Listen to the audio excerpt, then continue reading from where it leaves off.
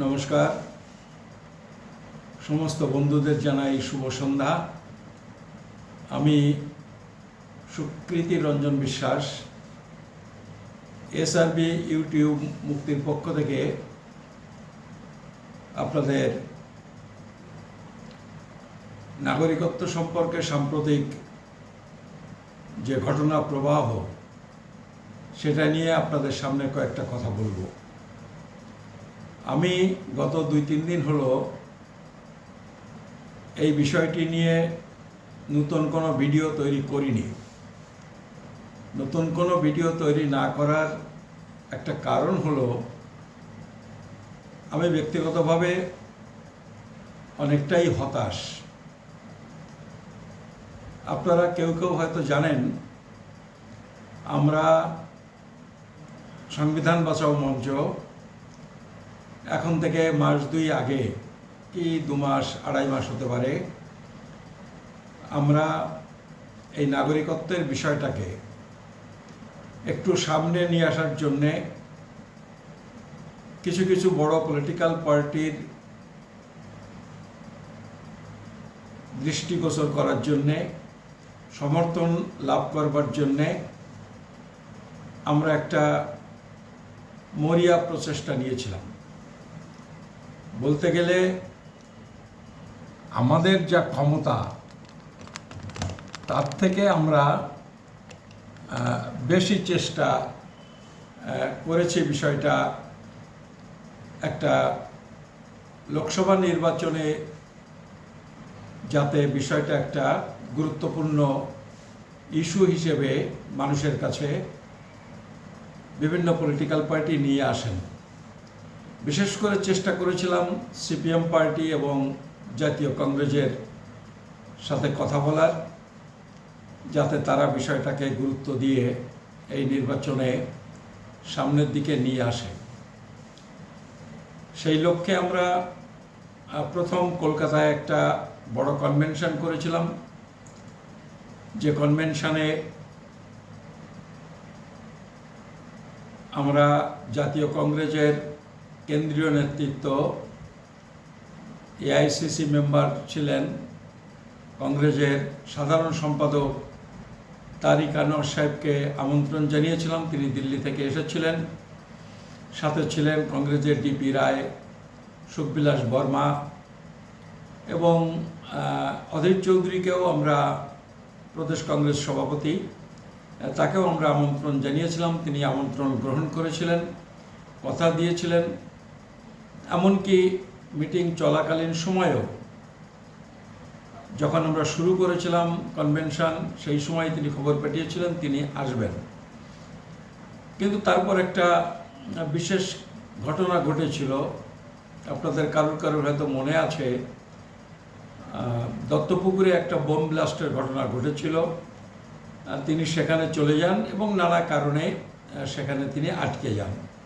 তিনি আসতে পারেননি, কিন্তু অন্যান্য সবাই এসেছিলেন এবং তারা সেখানে কথা দিয়েছিলেন যে নাগরিকত্বের প্রশ্ন, উদ্বাস্তু মানুষের নাগরিকত্বের প্রশ্ন তারা বিশেষ গুরুত্ব দিয়ে দেখবেন, কেন্দ্রীয় নেতৃত্বকে বিষয়টা সম্পর্কে অবহিত করবেন এবং চেষ্টা করবেন যাতে তাদের ইশতেহারে বিষয়টা অন্তর্ভুক্ত হয়। এবং সে মতো কংগ্রেসের তরফে এখান থেকে একটা চিঠি তৈরি করে কেন্দ্রীয় নেতৃত্বকে পাঠানো হয়। এখানে প্রদীপ ভট্টাচার্য, প্রবীণ কংগ্রেস নেতৃত্ব, তিনিও 2-3টে চিঠি লিখেছেন এবং আমি ব্যক্তিগতভাবে চিঠিপত্রের বাইরেও ডিসেম্বর মাসে দিল্লিতে গিয়ে আমি সেখানে দেখা করেছিলাম। প্রথমে দেখা করেছিলাম অধীর চৌধুরীর সঙ্গে, প্রদেশ কংগ্রেস সভাপতি। দেখা করেছিলাম তারিক আনোয়ার সাহেবের সঙ্গে, যেহেতু তিনি এখানে কথা দিয়েছিলেন। এবং আমি দেখা করেছিলাম 20 ডিসেম্বর আমি দেখা করেছিলাম কংগ্রেসের জাতীয় সভাপতি খাড়গে সাহেবের সঙ্গেও। এবং একটা অনুভূতি আমার হয়েছিল যে তারা বিষয়টা নিয়ে উদ্বাস্তুদের সমস্যা সমাধানের জন্যে তারা কোনো উদ্যোগ নেবেন। তারপরে আমরা শিলিগুড়িতে একটা কনভেনশন করি। সেখানে কংগ্রেসের জেলা নেতৃত্ব, জেলা সভাপতি শঙ্কর মালাকার, কংগ্রেসের জাতীয় কংগ্রেসের, তিনি আমন্ত্রিত অতিথি হিসেবে অংশগ্রহণ করেছিলেন। উত্তরবঙ্গের কয়েকটা জেলা থেকে অনেক উদ্বাস্তু মানুষ অংশগ্রহণ করেছিলেন। খুব ভালো কনভেনশন হয়েছিল। ঠিক তার পরের দিন আমরা আরেকটা কনভেনশন করি। বলা যায় এই বর্ডার এরিয়া দিয়ে যদি আমি হিসেব করি, মধ্য বাংলা মানে রায়গঞ্জেও আমরা কংগ্রেসের জেলা নেতৃত্ব উত্তর দিনাজপুরের মোহিত সেনগুপ্তকে আমন্ত্রণ জানিয়েছিলাম, তিনি এসেছিলেন। এবং 2-3টে জেলা, মালদা, দক্ষিণ দিনাজপুর, উত্তর দিনাজপুর এবং দার্জিলিং জেলার কিছু কিছু এলাকা থেকে অনেক প্রতিনিধি ওই কনভেনশনে অংশগ্রহণ করেছিলেন। এবং সেখানে কংগ্রেস নেতৃবৃন্দের যা মনোভাব আমরা দেখেছিলাম, তাতে আমরা আশান্বিত হয়েছিলাম। তারপরে আমরা, যেটা আমাদের বলা যায় সাধ্যের অতীত, আমরা একটা পদযাত্রা করেছিলাম এই বিষয়টাকে মানুষের সামনে, মানুষের কাছে নিয়ে যাওয়ার জন্যে, প্রচারের জন্যে, মানুষকে বোঝানোর জন্যে। এবং এই যাত্রা আমরা করিমপুর থেকে শুরু করে একেবারে উত্তর নদিয়া, মানে মুর্শিদাবাদের বর্ডার থেকে শুরু করে আমরা বিভিন্ন মতুয়া অধ্যুষিত এলাকা, যে এলাকায় মানুষ বিজেপির অপপ্রচারে বিভ্রান্ত হয়েছেন, হয়ে বিজেপির সাথে জুড়ে গেছেন, তাদের বিষয়টাকে সত্য যাতে তারা বুঝতে পারেন, তার জন্য সেই এলাকা জুড়ে ঘুরে ঘুরে আমরা প্রায় 350 কিলোমিটার পথ আমরা পায়ে হেঁটেছিলাম। অনেক মতুয়া গোসাই আমাদের সঙ্গে এই পদযাত্রায় অংশগ্রহণ করেছিলেন এবং আমরা সেই পদযাত্রা শেষ করেছিলাম কলকাতায়। এবং আমার তো বয়স মোটামুটি 70 বছর। এরকম একটা পদযাত্রা 350 কিলোমিটার একদিনও বিশ্রাম না নিয়ে প্রতিদিন হাঁটা, এবং তার মধ্যে বোধহয় সবথেকে বেশি যেদিন হেঁটেছিলাম 37 কিলোমিটার পথ হেঁটেছিলাম, যার একটা স্টেপও আমি ভ্যানে উঠিনি বা অন্য কোনো রকম সহযোগিতা নেইনি। একেবারে পায়ে হেঁটেছি 37 কিলোমিটার, আর প্রতিদিন 22-25 কিলোমিটার তো হেঁটেছি। এইটা আমার যা ক্ষমতা, আমি নিজেই বুঝেছি যে আসলে এতটা পরিশ্রম আমার পক্ষে করা অত্যন্ত কষ্টকর হয়েছে। পায়ে ফোসকা পড়ে গেছে বহু জায়গায়, পায়ে ব্যথা, তবুও হেঁটেছি। আমাদের সঙ্গে অনেকেই হেঁটেছেন, সবাই পারেননি হয়তো পুরোটা 37 কিলোমিটারের মধ্যে 30 কিলোমিটার হেঁটেছেন। 7 কিলোমিটার আমাদের সঙ্গে যে ভ্যান রিক্সা ছিল, পিছু তাদের একটু হেঁটেছেন, 5 কিলোমিটার হেঁটেছেন, 1 কিলোমিটার ভ্যানে চড়েছেন। এরকম যখন পারেননি কেউ এটা করেছেন। কিন্তু আমি এটা করেছিলাম যে বিষয়টাকে একটু সামনে নিয়ে আসব, এবং সেটা অনেকেরই দৃষ্টিগোচর হয়েছিল। তো এইসব প্রক্রিয়ার মধ্য দিয়ে যেটা আশা করেছিলাম, পরবর্তীকালে আপনারা জানেন, আমি বলেছি বারবার, সিপিএম পার্টি আমাদের সাথে একমত হলেন। আমি স্টেট পার্টির কথা বলছি, পশ্চিমবঙ্গ রাজ্য কমিটির নেতা সুজন চক্রবর্তী একদিন আমাদের সঙ্গে পার্টির ওয়েস্ট বেঙ্গলের সেক্রেটারি সেলিম সাহেবও কথা বলেছিলেন, এবং তারা আমাদের যে দাবি, একটা নতুন আইন, নতুন কাজ তৈরি করা, যেটাতে থাকবে যে ভারতে যারা স্থায়ীভাবে বসবাস করেন তাদের নাগরিক ঘোষণা করে একটা নতুন আইন বা নতুন কাজ তৈরি হোক। এই আবেদন করার লাইনে গেলে নাগরিকত্ব সমস্যার সমাধান হবে না, এই প্রশ্নে তারা একমত হয়েছিলেন। এবং ফেব্রুয়ারি মাসের 5 তারিখে কলকাতা প্রেস ক্লাবে আমি ছিলাম, কামরুজ্জামান সাহেব ছিলেন, আমরা দুইজন আমাদের সংগঠনের পক্ষ থেকে ছিলাম। কংগ্রেসের পক্ষ থেকে ছিলেন প্রবীণ কংগ্রেস নেতা প্রদীপ ভট্টাচার্য, সুখবিলাস বর্মা। সিপিআইএম পার্টির পক্ষ থেকে ছিলেন সুজন চক্রবর্তী, রেখা গোস্বামী,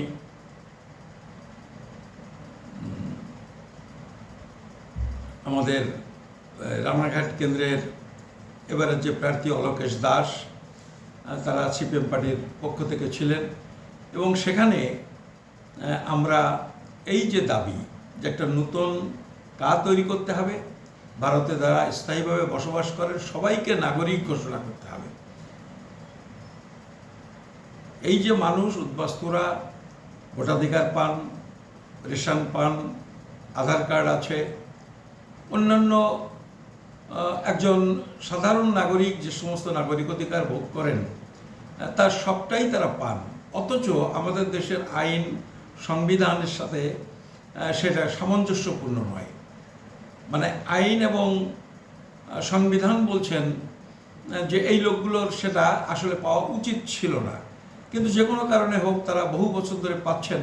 ফলে আমরা বলছিলাম যে একটা আইন করে এই যে অসামঞ্জস্য, এই যে যেটা হওয়া উচিত আইন সেটা নেই, সংবিধানে সেটা নেই, এইটা বিধিবদ্ধ করা হোক, আইন সিদ্ধ করা হোক। এই উদ্বাস্তু মানুষের এই যে নাগরিক অধিকার তারা ভোগ করেন সেটাকে আইন সিদ্ধ করা হোক একটা নতুন আইন তৈরি করে। তো এটা স্বাভাবিকভাবে আশা করেছিলাম যে তাদের ম্যানিফেস্টোতে তার একটা প্রতিফলন থাকবে, কিন্তু অত্যন্ত দুর্ভাগ্যজনক হলেও এটা ঠিক যে সিপিআইএম পার্টির যে ইশতেহার বেরিয়েছে সেই ইশতেহারে এই যে সিপিএম পার্টি তার নেতৃবৃন্দ শুধু 5 তারিখে যৌথ বিবৃতি আমরা দিলাম প্রেস ক্লাবে প্রেস কনফারেন্স করে, তাই নয়, তারপরে সিপিআইএম পার্টির তরফ থেকে তাদের বিভিন্ন গণসংগঠন নিয়ে কলকাতার মৌলালী যুব কেন্দ্রে তারা নিজেরাই একটা কনভেনশন করেছিলেন। সেই কনভেনশনেও তারা একথা বলেছিলেন, এই যে দাবির কথা বললাম। তারপরে আরেকটা কনভেনশন করি আমরা সংবিধান বাঁচাও মঞ্চর পক্ষ থেকে, সেখানেও সিপিএম পার্টির সুজন চক্রবর্তী, কংগ্রেস পার্টির প্রদীপ ভট্টাচার্য, সুখবিলাস বর্মা তারা উপস্থিত ছিলেন। সেখানেও এই ঘোষণা করা হয়, এই প্রস্তাব সর্বসম্মতিক্রমে পাশ হয়। এই প্রস্তাব মানে যে প্রস্তাব আমি আপনাদের সামনে বললাম যে সবাইকে নাগরিক ঘোষণা করে একটা নতুন আইন তৈরি করা হোক। এই যে বিজেপি বলছে যে দরখাস্ত করতে হবে, আবেদন করে তারপরে নাগরিকত্ব অর্জন করতে হবে। আবেদন করা মানে হচ্ছে প্রথমে আমাকে বলতে হবে আমি বাংলাদেশ থেকে এসেছি, আমি বাংলাদেশি, আমাকে এখন ভারতের নাগরিকত্ব দেওয়া হোক। এই পথ আমরা সঠিক বলে মনে করিনি এবং এই পথে নাগরিকত্ব সমস্যার সমাধান হবে বলে এই যে 3টে অংশ, 3টে পার্টি আমরা বসে কনভেনশনগুলো করেছি, প্রেস কনফারেন্স করেছি, সেটাতে আমরা মনে করেছিলাম এই পথটা সঠিক পথ নয়। কিন্তু এই যে ইশতেহার যেটা প্রকাশিত হয়েছে সেখানে কিন্তু তার প্রতিফলন নেই। বরং আমি যেটা দেখেছি সেখানে সিপিএম পার্টি বলছে কা বাতিল করতে হবে। এখন এই কা মানে কা-19 বা কা-19 এবং কা-2003 বা আরও কিছু, এইটা সেখানে পরিষ্কার নেই।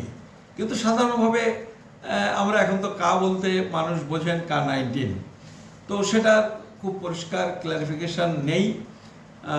তবুও যেটা মনে হয়েছে যে বিজেপির তৈরি করা যে অনেকগুলো মানে 2003-এরও বিষয়টা তার সাথে যুক্ত বলে মনে করা যেতে পারে, আমি খানিকটা পড়ে আমার এরকম মনে হয়েছে।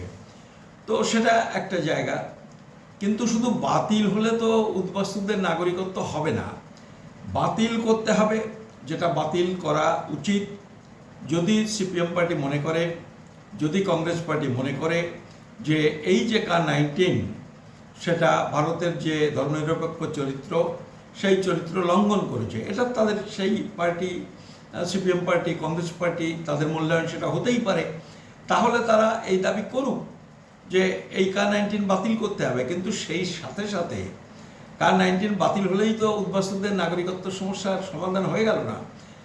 তাদের তো নাগরিকত্ব আইনে যে প্রভিশন আছে, সংবিধানের 6 ধারায় যে 1948 সালে 19শে জুলাইয়ের যে কাট অফ ডেট আছে সেইগুলো তো বাতিল হচ্ছে না, সেগুলো তো থেকেই যাচ্ছে। ফলে সেইগুলোকে মাথায় রেখে একটা নতুন আইন তৈরি না করলে উদ্বাস্তুদের যে নাগরিকত্বের সমস্যা, আইনগত যে সমস্যা, সেই সমস্যার সমাধান হয় না। তো বাতিল করার সাথে এরকম একটা দাবি, এই যে দাবিতে আমরা একমত হয়েছি সেটা করা উচিত ছিল, কিন্তু সেটা নেই। আমরা জানি না সেটা তাদের ভ্রান্তি কিনা বা তারা এইভাবে বিষয়টা ভেবেছেন কিনা।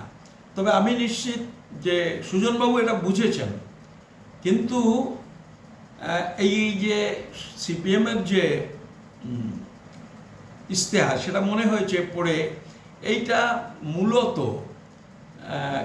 কেরলের যে লিডাররা, কেরল অন্ধ্রপ্রদেশের যে লিডাররা, তারাই এই ব্যাপারটাতে নেতৃত্ব দিয়েছেন এবং সুজনবাবুরা সম্ভবত তাদের এইটা কনভিন্স করতে পারেননি বা সে সুযোগ পাননি। এইটা হচ্ছে তাদের একটা বিষয়। আর কংগ্রেস পার্টি আজকের আনন্দবাজার যদি আপনারা পড়েন তাহলে দেখবেন যে কংগ্রেস পার্টি এই প্রশ্নে একেবারেই নীরব। তারা K-19 বাতিল করার কথাও বলেননি, তারা কিন্তু উদ্বাস্তুদের নাগরিকত্বের জন্য একটা পজিটিভ প্রতিশ্রুতি সেটাও কিন্তু দেননি তাদের ইশতেহারে। আমার যেটা মনে হয়েছে, বিশেষ করে আজকের আনন্দবাজার পড়ে যেটা মনে হয়েছে যে সিপিএম পার্টির কেরলে একটা মুসলিম ভোট নিয়ে একটা বাধ্যবাধকতা আছে যে জায়গা থেকে, কারণ সেখানে তো লড়াইটা মূলত কংগ্রেস এবং সিপিএম। যেহেতু কংগ্রেসের ইশতেহারে কিছু নেই, সিপিএম মুসলিম সেন্টিমেন্টটাকে নিজেদের পক্ষে আনবার জন্যে তারা যেভাবে ইশতেহারে রেখেছে এই ব্যাপারটাকে সামনে নিয়ে আসতে চাইছে, এইটি একটা বাধ্যবাধকতা আছে। এবং সেক্ষেত্রে বলতে পারেন পার্লামেন্টের দৃষ্টিভঙ্গি থেকে যদি বলি, সিপিএম পার্টির মতো পার্টির একটা অস্তিত্বের সংকট তৈরি হয়েছে। পার্লামেন্টে তাদের 5 জন 7 জন 10 জন এমপি থাকা নিতান্ত প্রয়োজন। হয়তো সেই জন্যেই তারা কেরলে এরকম একটা অবস্থান নিয়েছেন। যদি এরকম কিছু হয় তাহলেও সেটা আমি বলবো যে এতটা অন্ধকারের মধ্যেও উদ্বাস্তুদের তার মধ্যে একটা আলোর রেখা খোঁজার একটা জায়গা তবু থাকে। হয়তো কেরল যেমন একটা আছে, আসাম তেমনি একটা বিষয় আছে যেখানে K-19-এর বিরোধিতা করা তাদের প্রয়োজন পড়ছে। এইটা যদি কৌশলগত একটা বিষয় হয় এটা হতে পারে। আর এখানে দেখবেন যে একেবারে সাপে নেউলের সম্পর্ক, যেখানে তৃণমূল এবং সিপিআইএম, আমি ওয়েস্ট বেঙ্গলের কথা বলছি, সেখানে তারা কিন্তু এক সুরে কথা বলছেন। কারণ এখানে তৃণমূল কংগ্রেসও K-19 বাতিল করার কথা বলছেন, সিপিএম পার্টিও K-19 বাতিল করার কথা বলছেন। এই জায়গাতে কিন্তু তাদের একটা মিল আছে এবং সেখান থেকে তারা কংগ্রেসকে দোষারোপ করছেন বা কংগ্রেসকে আক্রমণ করছেন। এই যে জায়গাটা, এই জায়গাটা তৃণমূল বেশি বেশি করে তুলছেন ওয়েস্ট বেঙ্গলের ক্ষেত্রে, কারণ এই মুসলিম সেন্টিমেন্ট। মানে আসলে ব্যাপারটা যেটা ঘুরপাক খাচ্ছে, মানে কেন্দ্রীয় বিষয় যেটা সেটা কিন্তু মুসলমানদের সেন্টিমেন্টটাকে তারা নিজেদের পক্ষে টানবার একটা চেষ্টা করছেন। কিন্তু এই জায়গাতে আমি বলবো যে আমার যেটা ধারণা যে মুসলমানরা 2019 সালে K-19 নিয়ে যে দুশ্চিন্তায় ছিলেন, মুসলমান সমাজ আজকে সেই দুশ্চিন্তায় নেই।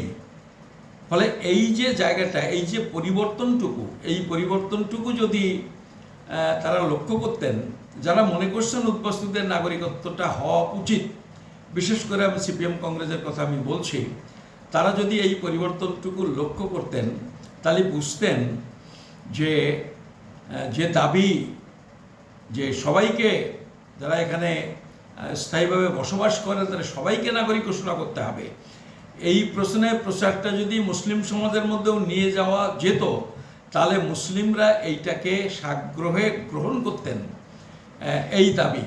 কারণ আমি আমার ব্যক্তিগত অভিজ্ঞতায় বলতে পারি 2019 সালে মুসলিমদের মধ্যে অনেক লিডার যারা ভাবছিলেন যে K-19টা তাদের পক্ষে একটা বড় বিপদ, তাদের সঙ্গে আমি কথা বলেছি, বিভিন্ন বিষয় নিয়ে আলাপ আলোচনা করেছি। অন্তত আমার সামনে তারা কিন্তু কনভিন্সড হয়েছেন যে আমাদের এই যে নতুন দাবি সবাইকে নাগরিক ঘোষণা করতে হবে, এটা মুসলিমদের জন্যও অত্যন্ত ভালো। কিন্তু এই ঝুঁকি আমার মনে হলো যে কেউ নিতে রাজি হলেন না। তো যাই হোক, এখন অবস্থা যা দাঁড়িয়েছে, আপনারা এটাও শুনেছেন যে এবারের ইশতেহারে, আমি বলছি যারা বিজেপি প্রতি যারা দুর্বল, বিজেপি সম্পর্কে যারা ভাবছেন যে তারা নাগরিকত্ব দেবে, আপনারা নিশ্চয়ই শুনেছেন। যদি না শুনে থাকেন তাহলে জেনে নিন যে এই নিয়ে, উদ্বাস্তুদের নাগরিকত্ব নিয়ে আর কিন্তু কোনো কথা, এবারের যে নির্বাচন, এই নির্বাচনে কোনো কথা বিজেপি তাদের নির্বাচনী ইশতেহারে বলেনি।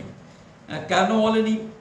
না বলার একটা বড় কারণ, একটা কারণ হতে পারে কার বিরুদ্ধে, K-19-এর বিরুদ্ধে আসামে একটা বিরূপ প্রতিক্রিয়া হওয়ার একটা ভয় পেয়েছে বিজেপি। কারণ বিজেপি ভাবছে যে সেখানে বেশ কিছু এমপি তারা পাবে আসামে, সেই জায়গাতে ইশতেহারে K-19 থাকলে আসামে তাদের নির্বাচনের ক্ষেত্রে একটা বড় রকমের বিপর্যয় হতে পারে, এই কারণে তারা রাখেনি। আর পশ্চিমবঙ্গের ক্ষেত্রে আমি বলতে পারি তারা এটা বুঝে গেছেন যে K-19 থাকলে যে প্রতিক্রিয়া, বিরূপ প্রতিক্রিয়া আসামে হবে, ওইটা ইশতেহারে না থাকলে পশ্চিমবঙ্গে সেই বিরূপ প্রতিক্রিয়া হবে না। এই কারণে তারা পরিষ্কার বুঝে গেছেন যে এখানকার উদ্বাস্তুরা অত্যন্ত দুর্বল, এখানকার উদ্বাস্তুরা তাদের লড়াই করার ক্ষমতা নেই। এবং তারা যদি এটা বুঝে থাকেন তাহলে তারা খুব ভুল বুঝেছেন এরকম নয়। কারণ আমরা আন্দোলনের চেষ্টা করেছি, মানুষকে ডেকেছি, আপ্রাণ চেষ্টা করেছি, কিন্তু মানুষ সেভাবে সাড়া দেয়নি। ফলে এইগুলি বিজেপি, আমার ধারণা, তারা লক্ষ্য করেছে। তারা মনে করেছে এইখানে থাকলো কি না থাকলো, এইটা নিয়ে পশ্চিমবঙ্গে ভোটে খুব হেরফের হবে না।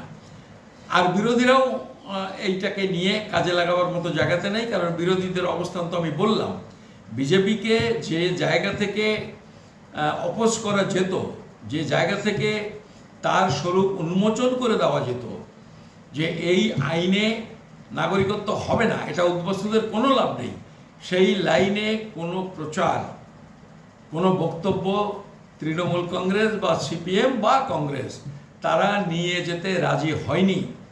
এবং তারা নিয়ে যেতে পারবে না বলেই, তারা যাচ্ছে না বলেই কংগ্রেসও এই বিজেপিও এই বিষয়টা এড়িয়ে যেতে পারল। অন্য পার্টিগুলো উদ্বাস্তুদের এই যে অবস্থা, এটা দেখেছেন, তাতে সিপিএম কংগ্রেসও উৎসাহিত হয়নি।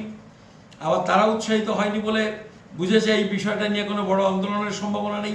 বিজেপিও তার যে প্রতিশ্রুতি সেই জায়গা থেকে অনেকটা সরে এসেছে। ফলে আমি যেটা মনে হচ্ছে আমার, যে বিজেপির তরফ থেকে উদ্বাস্তুদের নাগরিকত্বের প্রশ্নে যেটুকু যা করার ছিল তারা সেটুকু করে ফেলেছে। তাদের যেটুকু উদ্বাস্তুদের কাছ থেকে পাওয়ার ছিল সেটুকু পেয়েছে, বা আশা করছে এই নির্বাচনেও পাবে। ফলে এইটা নিয়ে বিজেপি আর এগোবে বলে অন্তত আমার মনে হয় না। তারা যা করার তারা করে নিয়েছে, পেয়ে গেছে বা করে দিয়েছে। হ্যাঁ, এই পর্যন্তই শেষ। ফলে উদ্বাস্তু সমস্যার যদি সমাধান করতে হয় তাহলে আজকে উদ্বাস্তুদের বুঝতে হবে যে উদ্বাস্তুরা যদি রাস্তায় না নামেন তাহলে বিজেপিও দাড়ি টেনে দিলেন, এবং যে বিরোধীরা আপনাদের প্রতি সহানুভূতিশীল, আপনাদের নিষ্ক্রিয়তার জন্যে, আপনারা ঘরে বসে থাকার জন্যে, তারাও আপনাদের হয়ে আজকে গলা ফাটাতে পারল না। কারণ তারা মনে করেছিল যে তাতে তাদের দুই কুলি চলে যাবে, উদ্বাস্তুদের তারা না মন জয় করতে পারবে, উদ্বাস্তুদের সমর্থন তারা হয়তো আদায় করতে পারবে না, অথচ উল্টো দিকে হয়তো কিছু মুসলিম ভোট তাদের এদিক ওদিক হয়ে গেলেও যেতে পারে, যদিও এই বইটাকে আমি মনে করি অমূলক। তো এরকম একটা অবস্থার মধ্যে আমরা এখন আছি। ফলে এরকম একটা জায়গাতে আজকে উদ্বাস্তু মানুষকে বুঝতে হবে যে একটা মানবিক দৃষ্টিভঙ্গি, একটা নীতিগত অবস্থান, এটা কোনো পার্টি, না বিজেপি না বিরোধী, কেউ এটা নিতে পারছে না। ফলে আজকে একমাত্র উদ্বাস্তুদের আজকে লড়াই করে তাদের জায়গাটা তৈরি করতে হবে, বাধ্য করতে হবে। যে সমস্ত পার্টি কিছুটা পরিমাণে আপনাদের কাছাকাছি আছেন, যারা মনে করে যে আপনাদের নাগরিকত্ব সমস্যার সমাধান হোক, তারা যাতে সামনে পা ফেলতে পারেন, তার জন্য আপনাদের সাহস যোগাতে হবে, আপনাদের শক্তি যোগাতে হবে। এইটা ছাড়া অন্য কোনো পথ আমি খোলা দেখছি না। আজকের আনন্দবাজারে দেখবেন কতগুলো কথা আছে, কথাগুলো দেখুন। কেরলের মুখ্যমন্ত্রী পিনারাই বিজয়ন, তিনি কিন্তু এই Ka-19 নিয়ে অত্যন্ত সরব হয়েছেন, যদিও আপনারা জানেন যে সেইখানে আসলে এই উদ্বাস্তু সমস্যা কিছু আছে বলে মনে হয় না। আসলে ওই যে সেই যেটা হয়েছিল দিল্লিতে,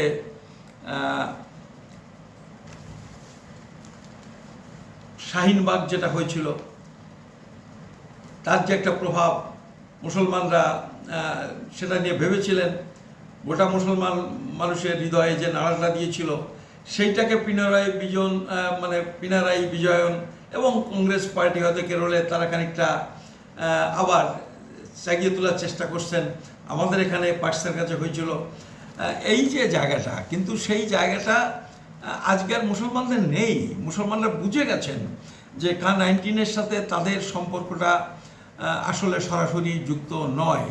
এইটাতে যে নাগরিকত্বের প্রশ্নে মুসলমানদের যে খুব সমস্যা কিছু আছে তা নয়, বরং তারাই মানবিক জায়গা থেকে বুঝেছেন যে লোকগুলো এসে পড়েছেন উদ্বাস্তু হয়ে, তাদের নাগরিকত্বের একটা ব্যবস্থা হওয়া দরকার। ফলে এটা একটা জায়গা।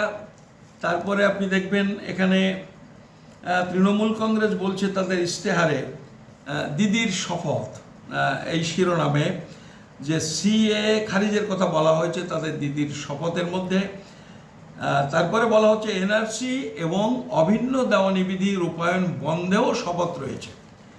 এইখানে কিন্তু NRC বন্ধের কথা বলা হয়েছে, NRC আইন বাতিলের কথা কিন্তু বলা হচ্ছে না।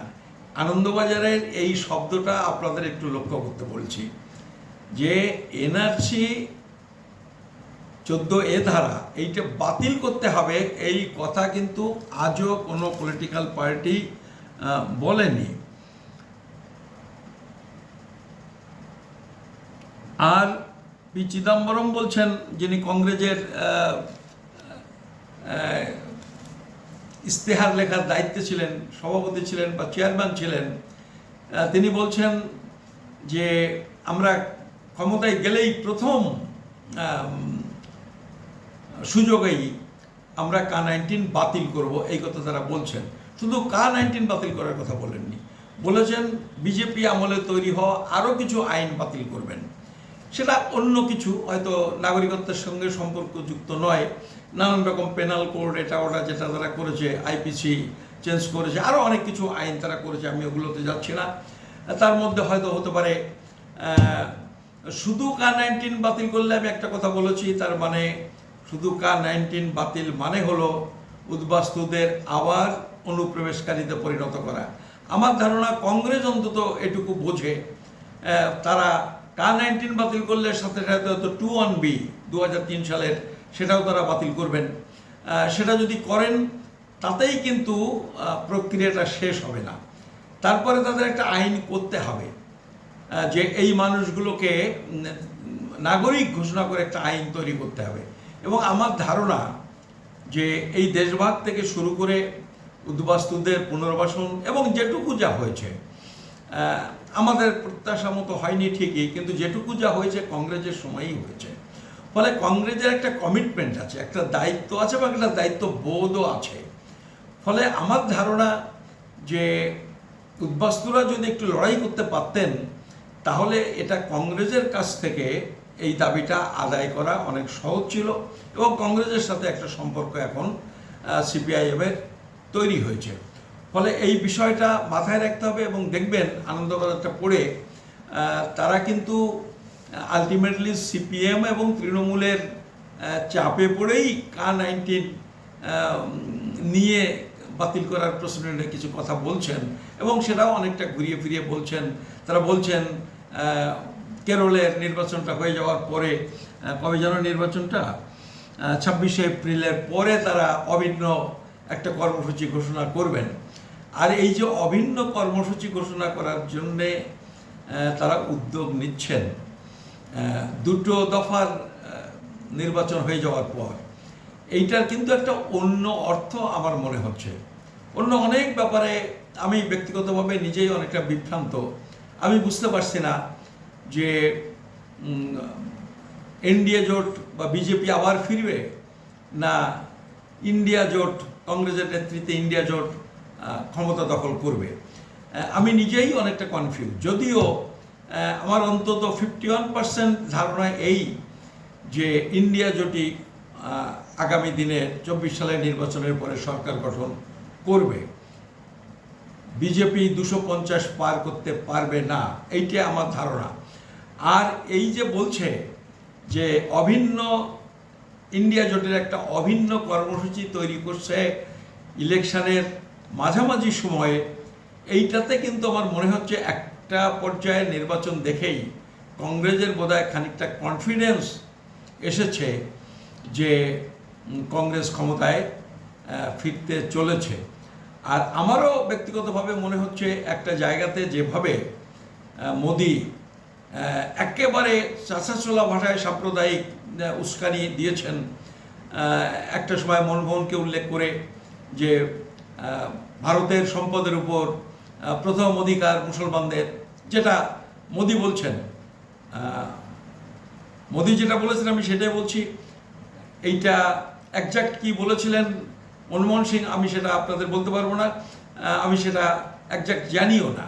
তবে এরকম একটা কথা বলেছিলেন, কিন্তু যে কথাটা মোদি বলছেন হয়তো সেটা ঠিক তা নয়। তো মোদি বলছেন যে প্রথম অধিকার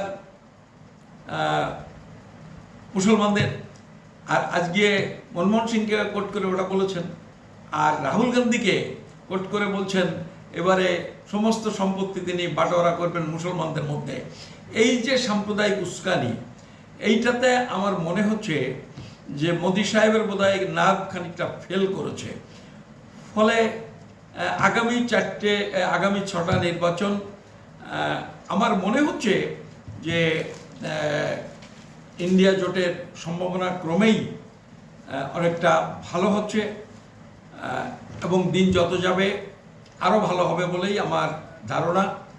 ফলে আমি উদ্বাস্তুদের বলবো যে যদি সেরকম কিছু ঘটনা ঘটে বা সেটা যদি নাও ঘটে, যথেষ্ট ক্ষমতা নিয়ে যদি বিরোধী দল হিসেবে ইন্ডিয়া জোট পার্লামেন্টে যেতে পারে, সেক্ষেত্রেও কিন্তু আমার যেটা অনুমান শেষ পর্যন্ত কার্যকরী হবে কি হবে না সেটা অন্য প্রশ্ন। কিন্তু একটা ব্যাপার আমি আপনাদের নিশ্চিত করছি যে বিজেপি আর কিছু করবে না। ফলে আমাদের এই বিকল্প জায়গাতেই আমাদের আস্থা এবং বাজি ধরতে হবে যে ইন্ডিয়া জোট এবং ইন্ডিয়া জোটের উপরও কিছু শক্তি আছে যারা নানান রকমের চাপ সৃষ্টি করবে। আপনি তৃণমূলকে দেখছেন, তারা জাত গণনার প্রশ্নেও বিরোধিতা করছেন এবং এই নাগরিকত্বের প্রশ্নেও বিরোধিতা করবেন বলে আমার ধারণা। কিন্তু তা সত্ত্বেও যদি যথেষ্ট সংখ্যক একটা ভালো শক্তি নিয়ে কংগ্রেস যদি ফিরতে পারে, কংগ্রেসের নেতৃত্বে যদি ইন্ডিয়া জোট গঠন করে এবং কংগ্রেসের যদি মোটামুটি একটা ভদ্রস্থ সংখ্যা শক্তি যদি থাকে, তাহলে উদ্বাস্তুদের কংগ্রেসের পক্ষেই জোট, কংগ্রেসের পক্ষেই বাজি ধরা ছাড়া অন্য কোনো পথ আছে বলে আমার মনে হচ্ছে না। আপনারা এটা মনে করতে পারেন যে আমি বোধহয় এটা ইলেকশনের প্রচার করছি, কিন্তু আমি আপনাদের বলছি আমার একেবারে মানে কোর অফ দ্য হার্ট যেটা বলে, আমি উদ্বাস্তুদের সমস্যা সমাধান করার জন্যেই আপনাদের বলছি। আমি এইটার মাধ্যমে একেবারেই যে শুধুমাত্র আমি একটা প্রোপাগান্ডা ইন্ডিয়া জোটের পক্ষে করার জন্য এই ভিডিও করেছি এরকম নয়। এই কথাগুলো বলে আপনাদের সবাইকে ধন্যবাদ জানিয়ে আমার বক্তব্য আমি এখানে শেষ করছি। সেই সাথে আপনাদের কাছে একটা আবেদন রাখি, আপনারা অনেকেই আমার ভিডিও শুনছেন কিন্তু সবাই সাবস্ক্রাইব করছেন না। আমি বলবো যদি আমার ভিডিও শুনে আপনাদের ভালো লাগে, যদি ভালো না লাগে অন্য প্রশ্ন, যদি ভালো লাগে, যদি মনে করেন যে এটা আরও বেশি লোকের শোনা দরকার, তাহলে আপনারা দয়া করে সাবস্ক্রাইব করুন এবং এই ভিডিওটাকে শেয়ার করুন। আপনাদের সবাইকে নমস্কার, ধন্যবাদ।